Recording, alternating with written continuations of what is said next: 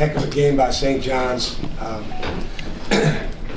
Hats off and much respect to Coach Pitino and their whole program, all their guys. I thought they played with incredible violence.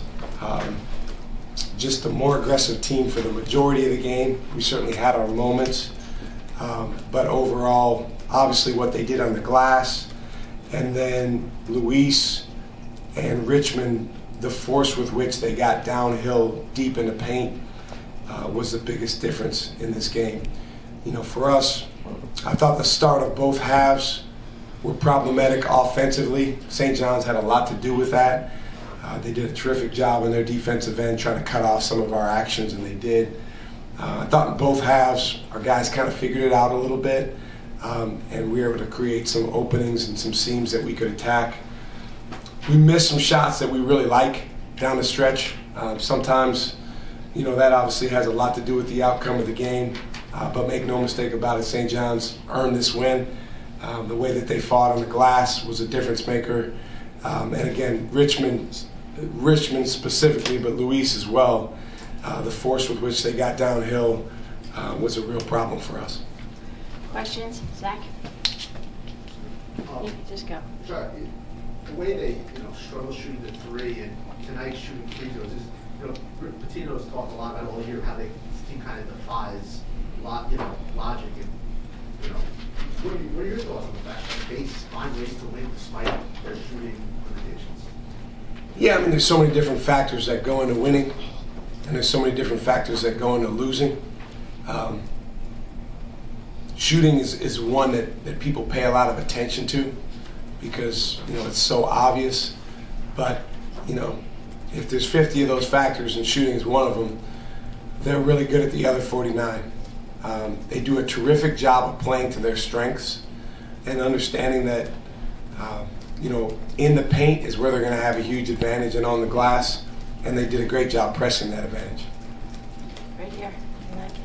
Shaka, they got 21 offensive rebounds. What more do you need to see from the front court guys like Ben and John? Well, I think, rebounding is a five-man endeavor. It's all five guys.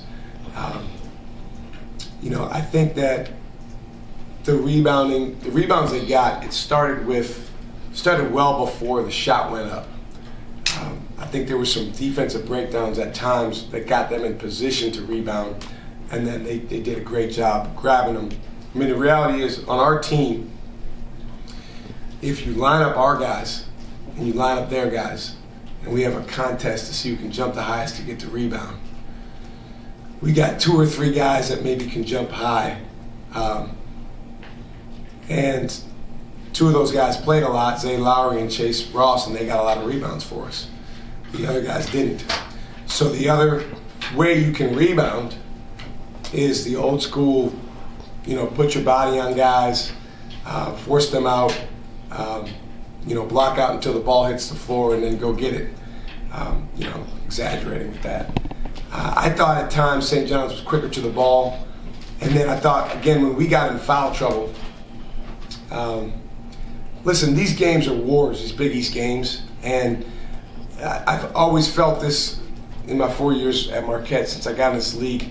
The best teams, whether it's St. John's tonight, whether it's UConn over the course of the run that they've been on, whether it's Villanova, they're great teams. They do the best job of striking the balance, of playing with violence without fouling, or without the foul being called, I should say, because that's not always the same. That's what the best teams do. And we've got to get better at that because we had 17 fouls in the second half. That's not a recipe for winning. Right here. Shaka, you've coached now against Kadary Richmond for multiple years, and now he's at a different school. What have you noticed about his development maybe over the past few years? Well, I'll tell you, we tried to recruit him at Texas way back several years ago. So I remember seeing him in AAU and really liking the feel that he had for the game and just the way he moves. And I don't know, I didn't get to know him well enough at that time to know where he was in terms of basketball IQ. But where he is now is at a high level. His IQ for the game, his ability to read defenses. You can see him out there, directing traffic as a leader.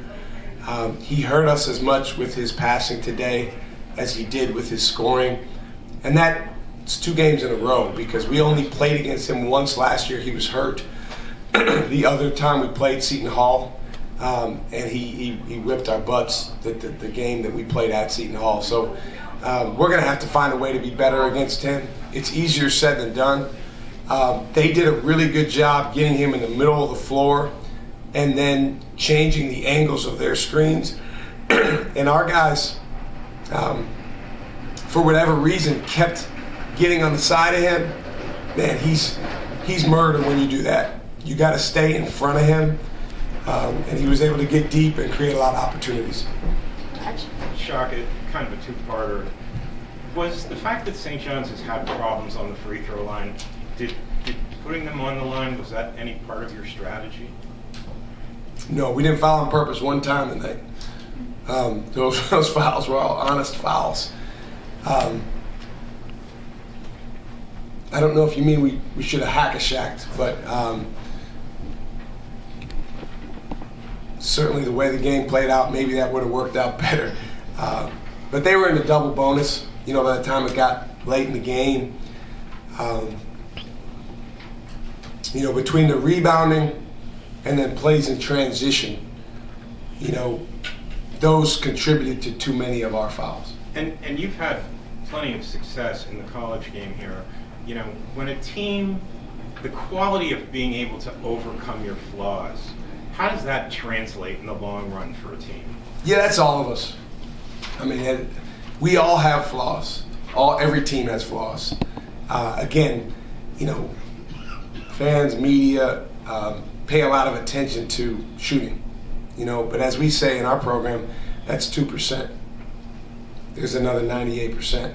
So the way you overcome your flaws is you focus on the 98% and you get really, really good at it. And Coach Pitino has a group that is incredibly bought in, incredibly unselfish, and again, they're pressing their advantages. They know what they're good at. They realized tonight, hey, we can eat on the glass, and that's exactly what they did.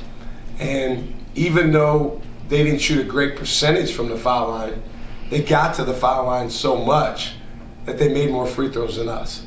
And so they won that battle. They won the free throw battle. Right here. No. But Shaka, this is probably Zaide's best game at Marquette. What did you see out of him and the rest of the bench guys too? Well, I thought Zaide and Royce both played really well. I continue to see increased poise and confidence from both those guys. It's always a generalization to lump guys together, but the guys that come off our bench because of the way we do things are probably going to be young in most years. They're probably not going to have a lot of experience. And so this year's group, you got 3 first-year players, or freshmen, and you got 2 sophomores. And, I told those guys, come in and find a way to help contribute in any way you can to our team. And I think they're getting better at that. Trey Norman did that tonight in his minutes. Royce Parham did, Zaide Lowery did. Caden didn't play very much, but when he did, I thought he gave us good defensive effort. Demarius Owens is as talented as all of them, probably more. But the game's fast right now for him. I mean, on one play he got out there, I think he was guarding Luis. And Luis looks at you and he's got that look and he's like, I'm going. And he's a young kid and wasn't quite ready for that moment, but we're going to keep pouring into him and putting him in positions to learn from those experiences so that I promise you he's going to be a really, really good player for us, as are the other guys that come off our bench. Okay, we got to wrap it. Thank you. Thanks, Shaka.